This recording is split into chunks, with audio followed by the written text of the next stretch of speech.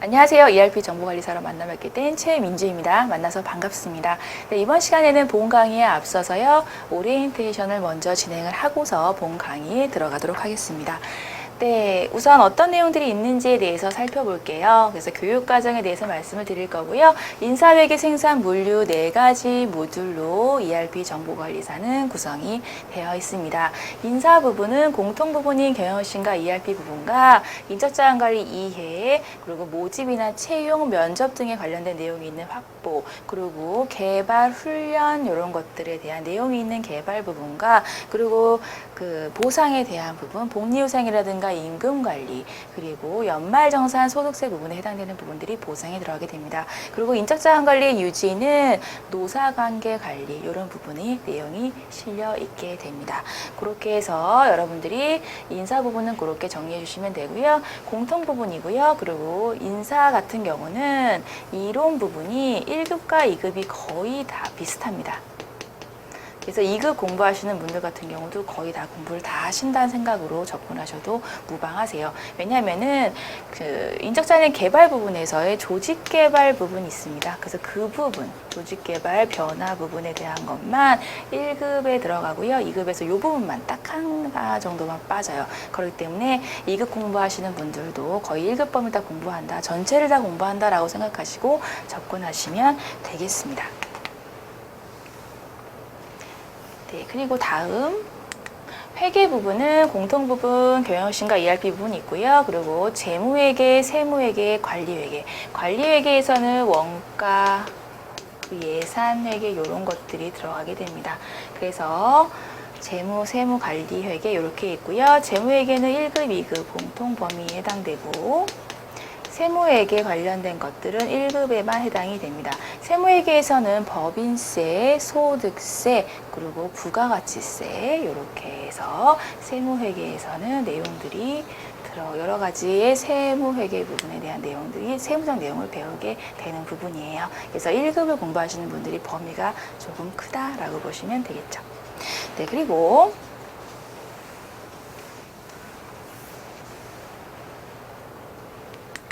네, 생산입니다. 자, 공통 부분은 역시나 동일하게 들어가고요. 생산 계획, 통제, 그리고 공정 관리, 자재 소요, 생산 능력 계획 부분, 품질 관리 부분에 대해서 생산 관련된 부분에 대해서 1급, 2급 공통으로 배우게 되는 부분이 3장까지고요. 품질 관리는 1급만 들어가는 부분이라고 보시면 됩니다. 네, 그리고 생산은 그래도 좀 범위가 크다고 느끼지는 않아요. 왜냐하면은 생산이라는 부분, 생산 파트라는 거에 조금 함축되어 있는 부분, 협소한 부분이 있기 때문에 범위가 생각보다 이론이 넓지는 않습니다. 근데 수학적인 그런 계산 부분이 좀 많이 들어간다라고 그렇게 좀 생각하고 들어가셔야 되기 때문에 생산은 그런 부분이 조금 어렵다라고 보시면 되겠고, 다른 것들 이론 범위는 상당히 짧은 범위라고 생각하시면 돼요. 네, 그리고 물류인데요. 물류도 공통 범위는 동일하게 들어갑니다. 그리고 물류는 좀 범위가 좀 넓다라는 생각이 드실 수가 있는데 그 이유는요. 자, ERP 정보관리사 4가지 모듈, 인사회계, 생산, 물류 중에서 인사회계, 생산을 제외한 건 다 물류로 들어간다고 생각하셔도 무방해요. 그렇기 때문에 약간은 회계적인 지식도 좀 알아야 되고, 그리고 좀 숫자 계산도 좀 빨라야 되고, 분석적인 부분도 좀 빨라야 되고, 이런 부분들이 있습니다. 그렇기 때문에 물류 범위가 좀 넓다라고 생각이 드실 수가 있고, 좀 어렵다 느낄 수도 있지만, 또 다양하게 배울 수 있어서 좀 재미있게 느끼시는 분들도 많아요. 그러니까 무조건 좀 어렵다라고 생각하고 들어가시지 마시고 일단 한번 해보세요. 저 따라서 아셨죠? 네, 그리고 영업관리부터 구매관리 이 파트는 1급, 2급 공통 범위에 해당됩니다. 그리고 무역관리는 1급에만 해당이 되는 부분이에요. 그렇게 해서 물류 관련된 부분에 대한 교육과정 범위는 이렇게 말씀을 드렸습니다. 네, 그리고 다음으로 시험 일정 및 합격 기준에 대해서 말씀을 드릴 거고요. 자, 시험 일정에 따라서 여러분들이 전략적으로 공부를 해 나가시고 스케줄링을 잘 하셔서 여러분들을 꼭 합격에 맞게끔 본인이 스스로 만들어 주셔야 됩니다. 자, 시험 일정 1년에 총 6회 실시됩니다. 2달에 한 번이에요.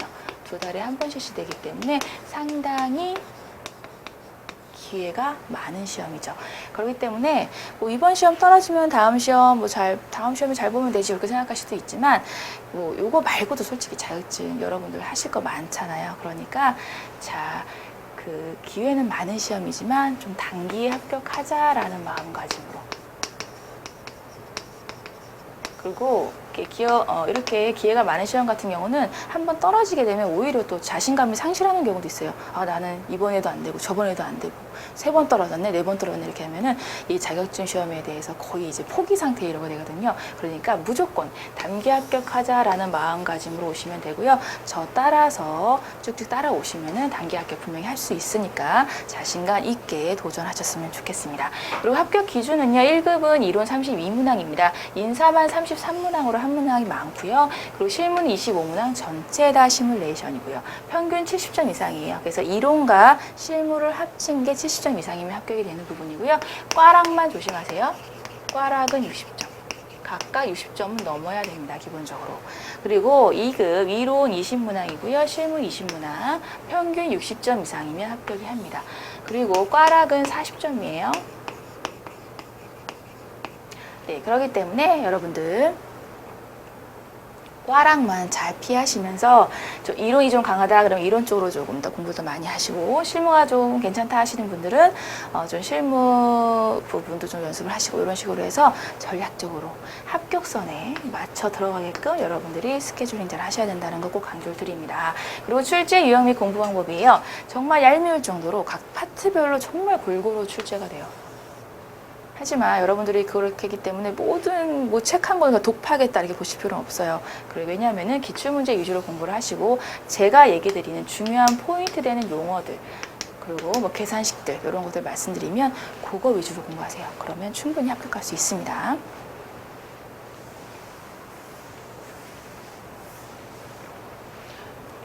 네, 그리고 세 번째, 시험 가이드 및 수업 방식이에요. 자, 시험 가이드, 일단은 이론에서 점수를 좀 확보하라라고 1차적으로 좀 말씀을 드리고 싶어요. 왜냐면은 실무 같은 경우는 컴퓨터 사양이 또 학교마다 각 시험장마다 좀 다를 수 있고, 그리고 약간 좀 많이 떠시는 분들이 있어요. 그러면 뭐 오타 나오고 막 마우스 막 잘 안 눌리고 막 이러거든요. 그러니까 여러분들 일단은 기본적으로 이론에서 좀 점수를, 이론이 첫째 먼저 보기 때문에 이론에서 점수를 좀 확보하면 실무를 볼 때 조금 마음이 조금 편해집니다. 그러니까 이론에서 점수를 좀 확보하라라는 걸 일단 좀 말씀을 드리고 싶고요. 그리고 기출문제 위주로 반드시 공부를 하셔야 돼요.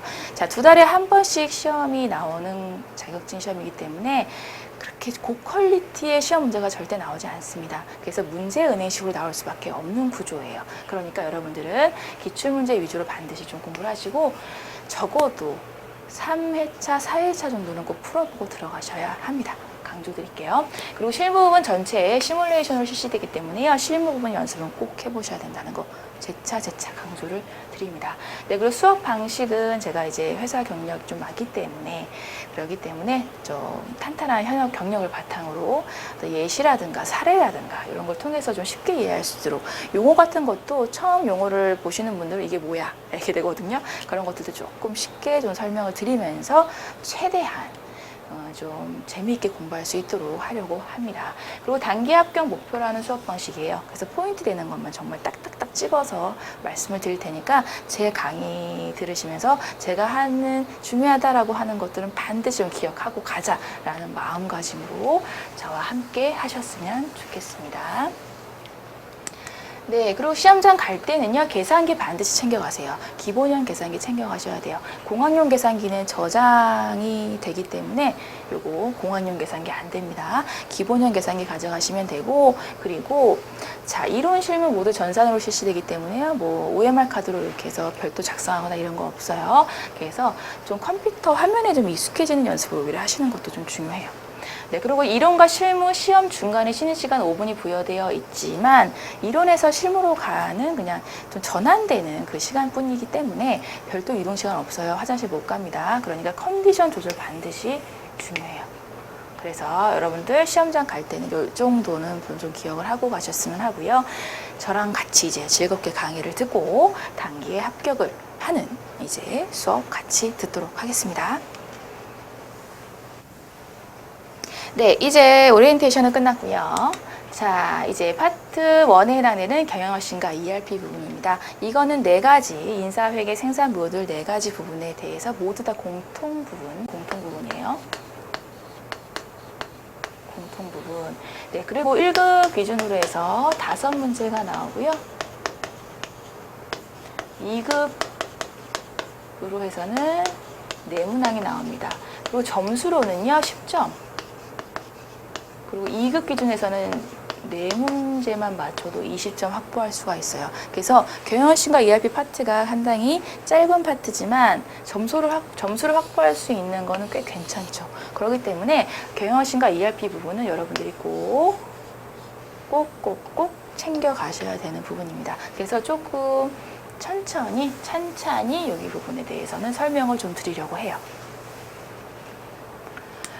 네, 제1장 ERP의 개념과 특징. 이제 ERP가 무엇인지에 대해서 일단 뭘 알아야지 우리가 뭐 배울 거 아닙니까? 그러니까 ERP의 개념과 특징. 그리고 제1절에 해당되는 ERP 정의 및 ERP가 어떤 역할을 하는지에 대해서 말씀을 드릴 거예요. 자, ERP의 정의는요. 전사적 자원관리 시스템의 약자인 ERP 요거예요. 네, 그리고 기업의 자원, 기업이 가지고 있는 자원이 여러 가지가 있겠죠. 인적 자원이라든가 회계적인 뭐 그런 자산에 대한 자원도 있겠고요. 생산 관련된 거, 그런 재고 자산이나 이런 것들의 자원도 있을 수 있겠죠. 그래서 기업이 가지고 있는 여러 자원들이 있어요. 이런 자원을 전체적인 관점에서, 전사적인 관점에서 통합하여 관리할 수 있는 시스템을 ERP라고 얘기하고 있습니다. 쉽게 말하면 전산 시스템이죠. 옛날에 수기로 작업했던 것을 전산화된 ERP라는 시스템을 통해서 편하게, 신속하게 할 수 있게 되는 것이 ERP가 가지고 있는 의미라고 보시면 되는 거고요. 중요 포인트, 통합입니다. 그래서 ERP 관련된 문제에서 여러분들이 보기에서 자, ERP의 특징, ERP의 정의로서 맞지 않은 설명은 무엇인가요? 그러면 통합이라는 개념을 여러분들 염두에 두시고 푸시면 되는데요. 개별적으로 관리합니다. 이런 거 틀립니다. 이런 문구 나오면 여러분들은 틀리다 바로 잡아내시면 돼요. 이런 식으로 이런 ERP에 대한 정의 부분인가 특징 부분에 대해서는 통합이라는 관점으로 해서 시험 문제 잘 나오니까 꼭 기억해 주시면 되겠고, 두 번째 ERP 시스템 도입 목적 및 역할입니다. 자, 도입 목적, 궁극적인 목표는요. 고객 만족과 이윤 극대화예요. 그래서 요거는 여러분들이 단일 문제로 쏠쏠이 좀 나오는 부분이기 때문에 시험 문제 푸실 때 요거 고객 만족과 이윤 극대화가 궁극적인 목표다라는 건 반드시 기억을 해주세요. 시험 문제 나올 때 자, ERP 시스템의 궁극적인 도입 목적은 무엇인가요? 라고 해서 풀라고 할 때 보기에 요거 있으면 요거 바로 찾으시면 됩니다. 단일 문제로 꽤 나옵니다. 그래서 이런 중요한 것들을 여러분들이 반드시 개념적인 부분 챙겨가시고요. 그리고 이래도 ERP가 뭐 필요한가? 뭐 이럴 수도 있고 잘 모르겠다. 약간 이럴 수 있죠. 그래서 약간은 도식화해서 좀 말씀을 드리도록 할 텐데요. 제가 좋아하는 커피를 가지고 말씀을 드릴 거예요. 자, 편의점 컵 커피 부분에 대해서 말씀을 드릴 텐데요. 만약에 자, 편의점 컵 커피 이제를 우리가 이거를 판매하는 회사다라고 했을 때, 이걸 편의점에 납품하는 회사라고 했을 때, 자, 1000개를 생산해서 뭐 편의점에 이걸 납품할 겁니다.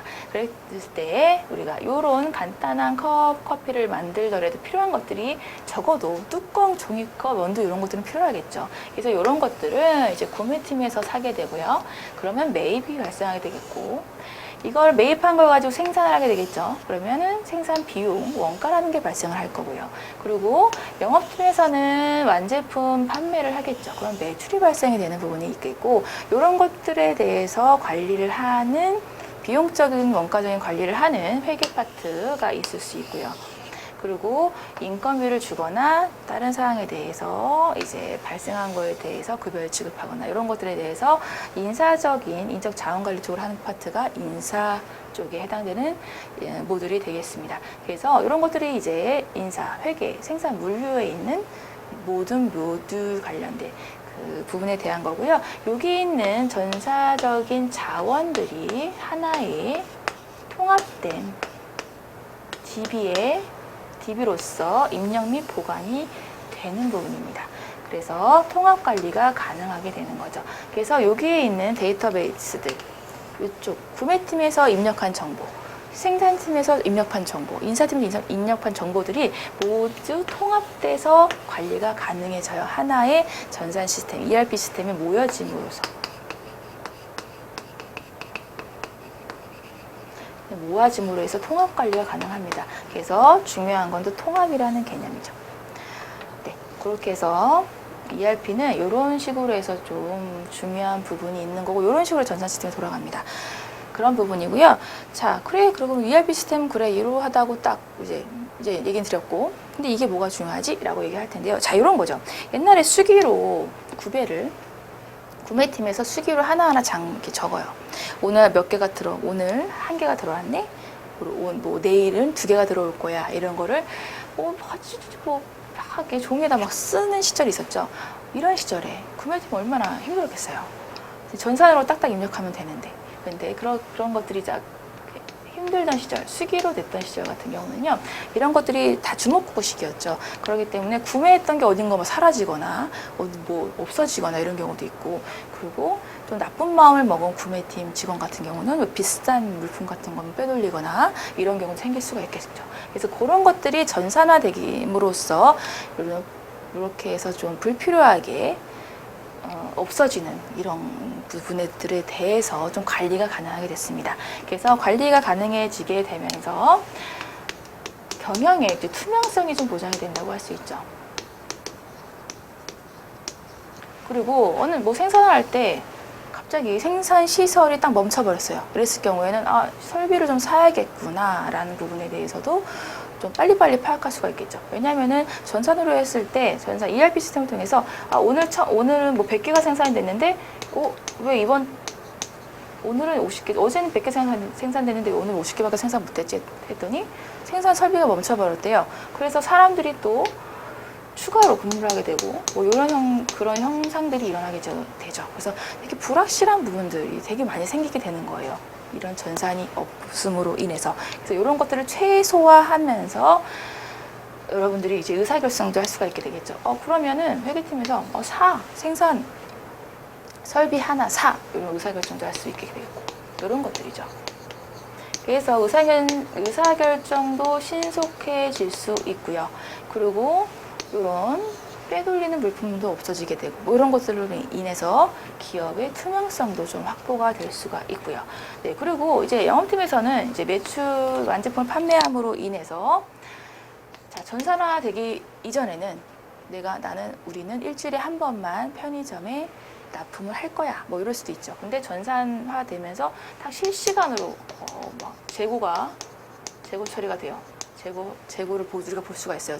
그러면 재고가 모자라네? A 편의점 재고가 모자라네? 그럼 바로 납품을 할 수가 있겠죠. 그럼으로 인해서 신속한 대응도 할 수가 있는 거고요. 고객 대응. 그래서 이런 ERP 부분에 대해서는 필요한 이유가 이러한 전사적 자원에 대해서 통합적으로 관리가 가능함으로 인해서 투명성, 의사결정, 신속 대응 이런 것들 다 가능하게 됩니다. 그리고 인건비 계산하는 것도 전산으로 딱딱 넣으면 되니까 상당히 빠른 처리가 될 수가 있겠죠. 그래서 이로 인해서 ERP는 참 필요한 거다, 좋은 거다라고 여러분들이 생각하고 가시면 되겠습니다. 그래서 이런 식으로 약간 도식화해서 ERP의 필요성에 대해서 조금 개괄적으로 말씀을 드린 거고요. 자, 이제 본격적으로 내용을 들어가 보면, 이제 ERP 시스템의 도입 목적 역할 부분에 대해서요. 양가로 2번에 있는 ERP 시스템의 이제 역할부터 보도록 하겠습니다. 그래서 동그라미 1번에 있는 것처럼 이런 ERP를 도입함으로 인해서 선진화된 프로세스를 도입할 수가 있어요. 왜냐하면 ERP는 패키지화 되어 있어요. 그래서 우리가 하나하나씩 이거 개발할래요? 라고 하는 게 아니라 패키지화 되어 있는 거, 여행 패키지처럼 패키지화 되어 있는 시스템이 쑥 들어오는 개념들이 많습니다. 그렇기 때문에 이미 패키지화 되어 있다는 거는 선진화된, 좀 약간 잘 굴러가는 프로세스에 맞춰진 것대로 패키지가 맞춰져 있는 게 대부분이겠죠. 그렇기 때문에 ERP 도입을 통해서 선진화된 프로세스를 우리가 쑥 가지고 올 수 있는 장점이 있다라는 부분이 되는 거죠. 그게 ERP 시스템의 역할이 첫 번째로 되는 거고요. 그리고 업무 흐름 재설계라고 해서 프로세스 자체가 또 재설계, 합리적인 쪽으로 재설계가 됩니다. 라고 해서 BPR, 그래서 업무 흐름 재설계라는 개념이 시스템의 역할을, ERP 시스템의 역할에도 들어가는 부분이고요. 세 번째, 자, ERP 시스템에서 요새는 인터넷 이용하지 않는 데가 없죠. 그래서 이 비즈니스 구현이 가능합니다. 네, 그리고 네 번째로, 자, 원장형 통합 데이터베이스예요. 그래서 데이터베이스가 앞서 말했듯이 다 데이터베이스가 여기저기 있는 게 다 모이죠. 그래서 그렇게 모여질 수 있는 데이터베이스를 원장형 데이터베이스라고 얘기를 한다라는 것 정도만 기억하시면 되고요. 네, 그리고 자, 이제 기업 투명, 앞서 말씀드렸듯이 뭐 투명성도 강화되고 의사결정도 빨라지고 신속한 대응이 가능하게 되면 당연히 기업의 경쟁력은 높아질 수밖에 없겠죠. 이런 얘기 하는 거고요. 여섯 번째로 그룹웨어와 연동 가능하다라는 건, 그룹웨어라는 건요, 회사 자체에서 쓰는, 회사 자체 직원들만 쓰는 전자결제 시스템. 결제 이제 옛날에 손으로 막 올라가는 시절이 아니라 요새는 전자결제로 전자 서명만 하면 뚝뚝뚝 올라가는 시절이거든요. 그런 것들이 다 그룹웨어라는 것을 통해서 이제 다 되어 갑니다. 그래서 요게 ERP랑도 같이 연관이 돼서 조금 더 쓸모있게 편하게 쓸 수가 있는 시대가 된 거죠. 그래서 ERP 시스템은 이런 역할을 담당하고 있습니다 라는 부분이고, 자, 여기에서 시험 문제에 나오는 형식은요, 자, ERP 시스템의 역할로서 맞지 않는 것은 무엇인가요? 이렇게 했을 때 뭐 선진화된 프로세스를 도입할 수 없다라고 하면 틀려요. 그런 식으로 찾으시면 되고요. 기업의 경쟁력이 뭐 더 약화될 수 있다. 뭐 이런 식으로 나오면 틀려요. 뭐 그런 식으로 찾으시면 되고요. BPR은 뒤에서도 드릴 테지만 업무 흐름을 합리적으로 바꾸기 위한 그런 급진적인 재설계를 하게 됨에 있어서 ERP가 또 필요하게 됩니다. 라는 것들입니다. 그렇게 해서 중요한 부분들은 이 정도 기억해 주시면 되고요. 자, 이제 ERP 특징이 있는데요. 기능적 특징과 기술적 특징이 있습니다. 그래서 기능적 특징과 기술적 특징이 시험 문제에 나올 때는요. 자, ERP의 특징 중에 기능적 특징이 해당되지 않는 것은 무엇인가요? 하면서 기술적 특징이 있는 것을 넣어서 보기에서 찾아라 라는 형식도 있고, 아니면 기능적 특징에 있는 것들 중에서 좀 틀리게, 문구를 틀리게 나오게 한다던가 이런 형식으로 많이 나옵니다. 그래서 여기 있는 것들 ERP의 특징 부분도 잘 기억을 해 주셔야 되고요. 두 개를 조금 반대되는 개념으로 해서 기억을 해주시면 되겠습니다. 자, 기능적인 특징은요, 다국적, 다통화, 다언어 지원. 이 몇 개만 쓸게요. 다국적. 왜냐면 우리나라에서만 쓰지 않거든요. 다른 나라에서도 쓸 수 있겠죠. 우리가 만든 프로그램을 가지고. 그건 우리도 마찬가지고요. 그렇기 때문에 다국적, 다통화, 다언어 지원합니다. 시험 문제 나올 때 단일국적, 단일통화, 단일언어 이렇게 나오면 틀려요. 그래서 그런 것도 하나 좀 기억을 해주시면 되고, 네, 그리고 중복 업무도 배제되고요. 그리고 뭐 표준을 지향하는 선진 프로세스 수용할 수 있다. 그 선진 프로세스 지향한다는 건 선진 프로세스가 탑재된 걸 우리가 가져올 수 있기 때문인 거다라고 해서 앞서 얘기했던 것과 같은 개념이니까 그냥 넘어가고, 자, 이제 BPR 부분 다시 나왔습니다. 요거 업무 흐름 재설계 좀 기억을 다시 한번 해주시고요. 네, 그리고 파라미터 지정에 의한 프로세스 정의를 한다라는 거. 파라미터 정의라는 건요, 이런 거예요. 우리가 뭐 볼륨, 컴퓨터에 있는 볼륨 키 같은 게 있을 때 이런 것들이 있죠. 쭉쭉쭉쭉 이렇게 있으면 뭐 어떤 부분에 대해서 얼마큼 올리고 이런 것들이 막 있잖아요. 어떤 것들 내리고 그래서 뭐 볼륨 믹스 부분에 대해서도 여러분 딱 눌러보시면 여러 가지 이렇게 막 이렇게 나옵니다. 이게 다 파라미터예요. 그래서 요거 뭐 아래로 하거나 체크를 안 하거나 이런 식으로 하는 것들이 파라미터 지정이라고 얘기를 하는 부분입니다. 그래서 ERP 같은 것도 동일해요. 이거 쓸 건지 안 쓸 건지, 이 기능을 쓸 건지 안 쓸 건지에 대해서 체크만 하면, 체크를 풀어주고 체크를 하는 형식으로 해서 간단하게 요거 부분에 조작할 수가 있어요. 이게 파라미터 지정이라는 겁니다. 그래서 그렇다라고 보시면 되고요. 그리고 경영정보 제공하고 조기 경고 체계 구축할 수가 있는 부분, 그리고 투명 경영, 앞서 얘기했듯이 투명 경영도 가능합니다. 오픈 멀티벤더 시스템이라서요. 다른 부분들, 뭐 그룹웨어랑도 연동되고 인터넷하고도 연동되는 부분이 오픈 멀티벤더라고 생각하시면 돼요. 그래서 기능적 특징에서는 나오는 형식이 단일 국적, 단일 통화, 단일 언어 이렇게 나오면 틀리고요. 그리고 두 번째 잘 나오는 형식이 자, ERP의 특징으로는 다른 뭐 그룹웨어 연동이 안 된다, 아니면 다른 시스템과의 연동은 안 된다, 특정 시스템에만 연동된다라고 하면 틀립니다. 그런 식으로 해서 여러분들은 보기에서 찾아주시면 돼요. 자, 기술적 특징은 약간 좀 기술적인 냄새가 나는 그런 느낌을 좀 찾으시면 되는데요. 시험 문제 볼 때는, 시험 문제 공부할 때는 느낌도 좀 중요해요. 그래서 이런 기술적인 거니까 약간 좀 어려운 용어, 4세대 언어, 그러니까 포지엘 이런 식으로 그런 것들, 뭐 케이스툴 막 이런 것도 있죠. 케이스툴 막 이런 식으로 해서 좀 영어적인 거 나오는 요 기술적인 느낌 나는 이런 것들을 좀 찾아내시면 됩니다. 그리고 객체 지향 기술이라는 거는 각 모듈별로 다 각각 쓸 수도 있고요. 통합되어 쓸 수 있다는 걸 객체 지향 기술이라고 얘기하는 거예요.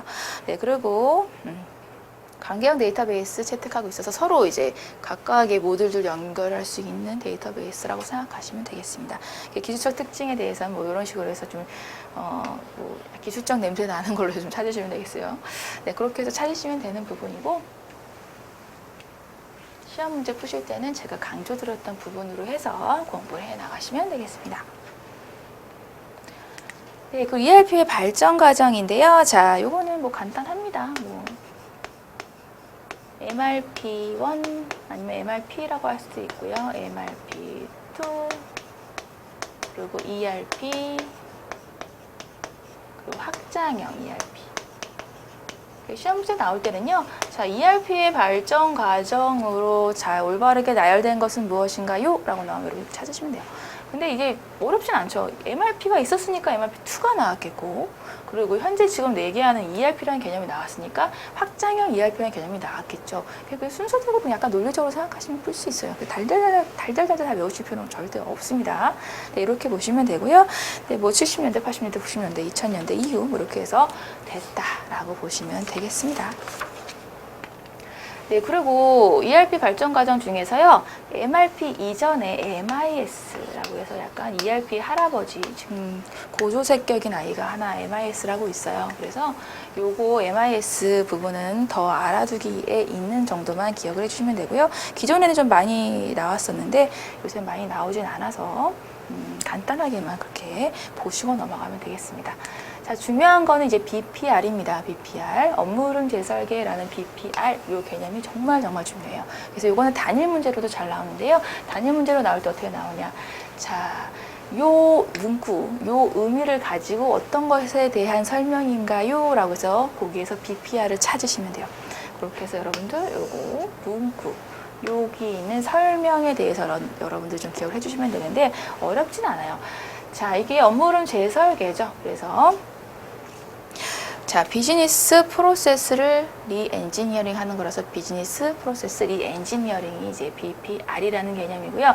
그런 부분에서 경영 혁신의 일환으로 기업의 업무 프로세스를 혁신적으로 계획 재설계한다라는 걸로 해서 약자예요, BPR. 그래서 업무 흐름 재설계인 거고요.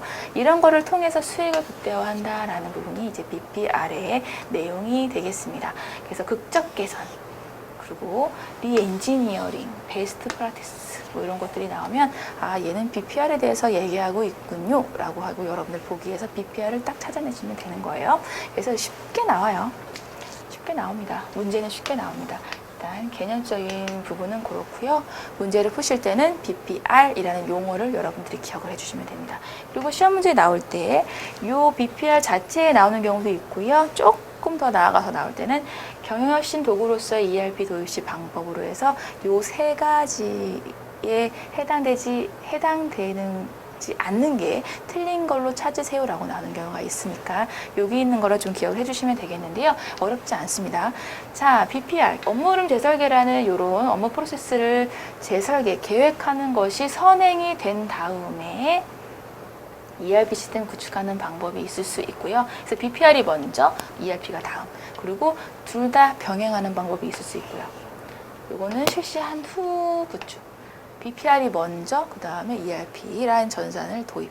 그리고 아니면 병행한다라는 거 다 오케이입니다. 그리고 세 번째는 선진화된 프로세스가 구현되어 있는 기존의 ERP가 있을 수 있겠죠. 그러면은 다른 여러 회사에서 이미 프로세스가 좀 정착되어 있는 거, 선진화된 프로세스가 구축되어 있는 ERP를 쑥 들여오게 됨으로써 그 패키지에 맞춰서 BPR을 추진하는 방법 세 가지도 오케이. 요것도 오케이. 그래서 세 가지 요거 좀 기억을 해주시면 되겠고요. 자, 병행하는 거 BPR 먼저, ERP 다음, 그리고 선진화된 프로세스가 구현되어 있는 ERP 먼저, BPR 다음. 요 해서 세 가지 포인트로 해서 좀 기억해 주시면 되겠어요. 헷갈리지 마셔야 될 건요. 선진화된 프로세스가 구현되어 있는 ERP 패키지예요. 선진화된 프로세스가 구현되어 있지 않은 그냥 ERP 패키지는요. 그냥 ERP 도입은요. 해당되지 않습니다. 그거 좀 기억해 주세요. 선진화된 프로세스가 구현되어 있는 ERP예요. 시험 문제 나올 때 이 문구가 없으면 틀린 겁니다. BPR이 먼저 되거나 병행되어야 되는 거예요. 그렇게 해서 시험 문제 푸시면 되는 부분입니다.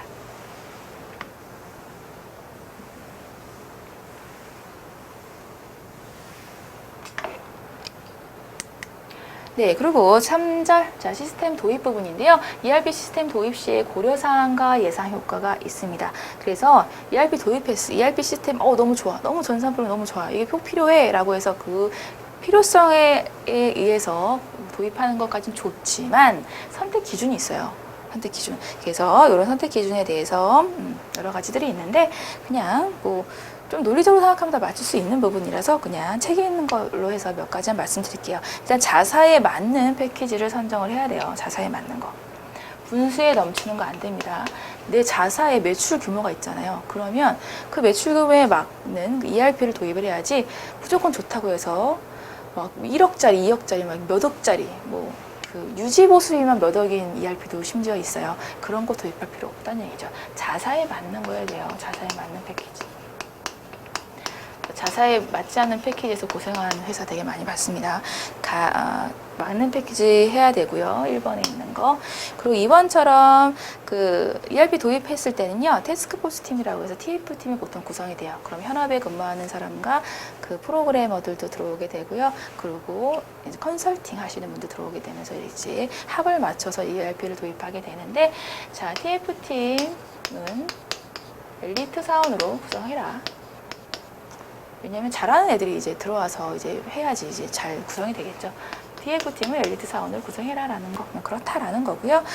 경영진이 확고하게 하자라는, 으쌰으쌰 하자라는 게 있어야지 끝까지 갈 수 있습니다. 이거 몇 달 동안 진행되는 프로젝트 들어가지면 되게 지쳐요. 그래서 경영진이 확고한 의지가 필요하다라는 거고요. 현업 중심으로 돼야 됩니다. 현업 중심. 그래서 시험 문제 나올 때요. IT 중심으로 합니다. 해야 된다라고 나오면 틀려요. 이런 식으로 잡아서 푸시면 됩니다. 그리고 커스터마이징 7번인데요.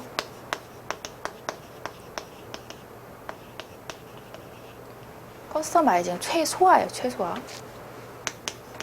자, 커스터마이징이란 주문 제작이라고 보시면 돼요. 커스터마이제이션 뭐 이렇게 주문 제작인데요. 회사마다 특징적인 것들이 있어요. 특이한 것들도 있고 정책상. 그래서 이제 커스터마이징을 하는 부분들이 있습니다. ERP 패키지 상으로만 되어 있지 않고 우리 회사의 특수한 상에 맞춰야 되기 때문에 개발을 하는 경우가 있어요. 그걸 커스터마이징이라고 하는데, 그거는 최소화.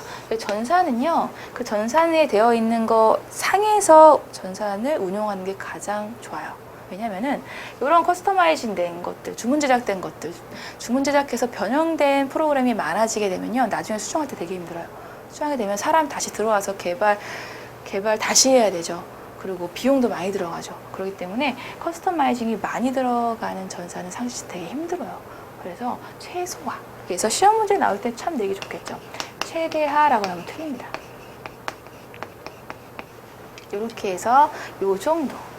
다른 것들은 뭐 읽어봐 주시면 되는 부분이고, 시험 문제에 나오는 부분들로 해서 좀 중요하게 말씀드릴 것들은 이런 것들. 네, 그래서 좀 기억을 해주시면 되겠고요. 자, ERP 시스템 도입 시 고려사항 4단계에 대한 내용입니다. 그래서 별건 없고요. 자, 처음에는 이제 ERP 도입하겠다라고 하는 부분에서는 필요성 인지가 됐기 때문에 이제 ERP를 도입하자라는 게 투자 단계가 들어오게 되겠죠. 그래서 투자 단계에 대한 부분, 이게 첫 번째고요. 단계 빼죠. 투자. 네, 두 번째는 이제 구축하게 됩니다. 이제 구축 단계에서는 이제 투자 의사결정 시스템에 대한 구축이 이루어지고 이제 ERP 어떤 것인지 비교하고 결정하는 게 구축 단계에 대한 부분. 그리고 이제 실행 단계에서는 사용하는 단계라고 보시면 되고요. 그리고 확산 단계에서는 이제 모든 부서에서 잘 쓸 수 있게끔 뭐 교육하고 뭐 이런 단계죠. 그래서 도입 시 고려사항으로서 자, 이 4단계에 맞춰서 시스템 도입이 된다라고 보시면 됩니다. 시험 문제 아직 나오진 않았지만, 자, ERP 시스템 도입 시 고려사항으로 해당되는 뭐 단계별 나열이 잘 되어 있는 게 무엇인가 이렇게 찾으시면 되겠죠. 네, 그런 정도로 좀 기억해 주시면 되겠습니다. 네, 그리고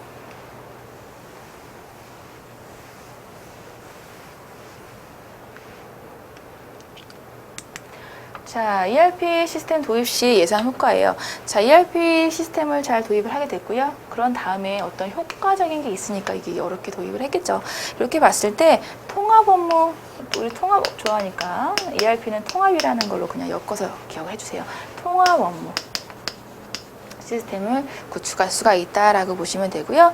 고객 서비스 개선이 되는 것들, 수익성도 개선이 될 수 있고요. 뭐 이런 것들은 이제 다 공자님 말씀인 거고. 8번 요걸 좀 기억해 주세요. 리드 타임 감소. 자, 리드 타임은요.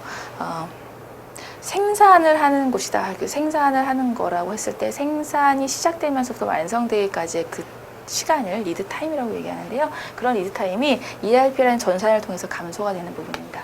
감소. 중요한 걸로 기억해 주세요. 시험 문제 나올 때 리드 타임이 증가 틀리겠죠.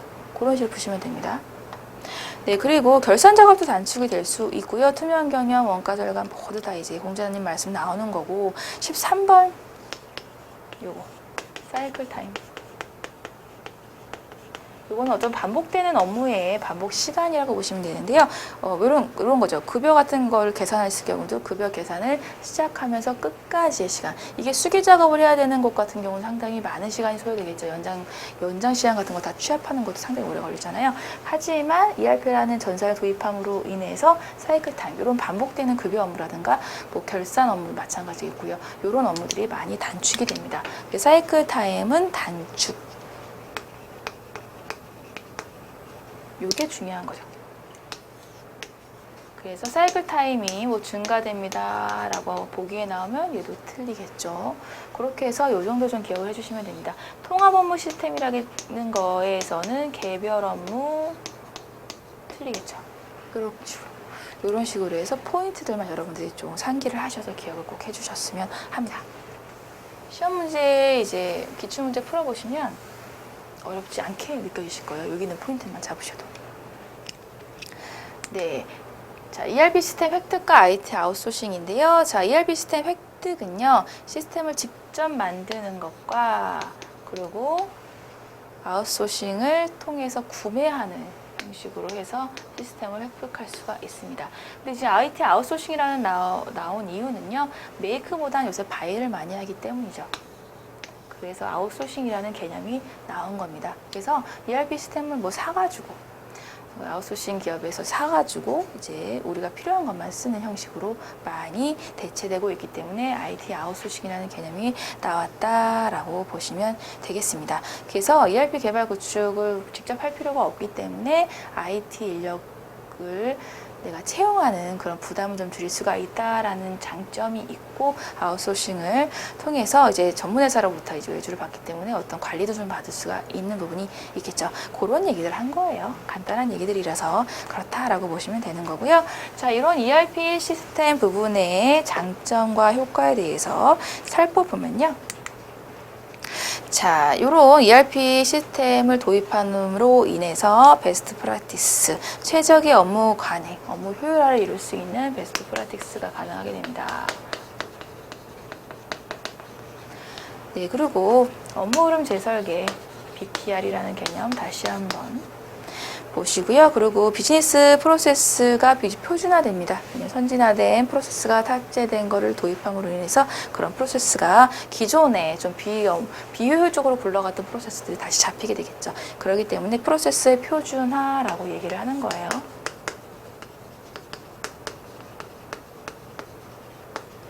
네, 그리고 4번처럼 오류 예방도 가능하고요. 5번 생산비 절감, 그리고 6번 같은 경우는 통합 관리한다는 거, 이런 것들, 통합 관리. 네, 그리고 이제 7번처럼 뭐 파라미터 변경, 뭐 커스터마이제이션, 고객화라는 얘기고요. 그리고 뭐 빅데이터나 이런 차세대 ERP 같이 연관돼서 할 수 있다라는 것들이 장점이 효과가 되겠습니다. 그래서 그러그러하다라고 보시면 돼요. 그래서 좋은 쪽으로 좀 생각을 하셔서 문제 풀어 나가시면 되겠고요. 그리고 ERP 성공 실패 요인 성공 전략 10개명인데요. 자, ERP의 성공 요인에 대해서는 이제 우수한 인력 ERP 패키지를 3번처럼 선정을 해서 갖고 오는 것들, 그리고 기업 전원이 참여해야 된다라는 거, 그리고 커스터마이징 최소화한다. 이제 앞서 얘기했던 것들과도 너무 많이 중복되는 내용들이 많아서 그렇다라고 보시면 되겠고요. ERP의 실패 요인은 뭐 자질이 부족하거나 소프트웨어라는 기능이 부족할 수도 있고요. 여러 가지 부족으로 해서 여러분들이 부족하다라고 해서 찾으시면 되겠습니다. 그래서 요거는 간단하게 넘어갈 수 있는 부분입니다. 네, 그리고 이제 ERP 도입 시 성공 전략이 10개명인데요. 자, 현재의 업무 방식을 그대로 고수하면 안 돼요. 왜냐하면 BPR이죠. 이제 경영 혁신과 관련되기 때문에 현재 업무 방식을 고수하면 안 된다라는 거고요. 그리고 IT 중심으로 안 된다라는 거. 그리고 자, 사전 준비 철저히 해야 되고요. 그리고 6번처럼 단기간 효과 구현